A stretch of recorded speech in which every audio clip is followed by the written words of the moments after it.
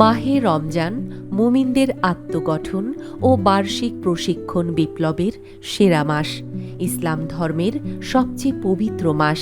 এ মাসে রয়েছে সাহরি, ইফতার, তারাবি, ইতিকাফ, লাইলাতুল কদর, ফিতরা ও ঈদুল ফিতর। রমজান শুরুর প্রথম 10 দিন রহমতের, মাঝের 10 দিন মাগফেরাতের এবং শেষ 10 দিন জাহান্নাম থেকে নাজাত লাভের।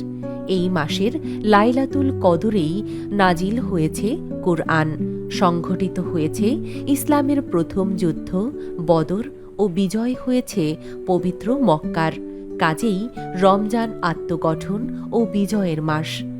রমজান আত্মশুদ্ধির মাস, সিয়াম সাধনা ও তাকওয়ার মাস, কল্যাণ ও বরকতের মাস, রহমত ও মাগফিরাত এবং জাহান্নামের অগ্নি থেকে মুক্তি লাভের মাস।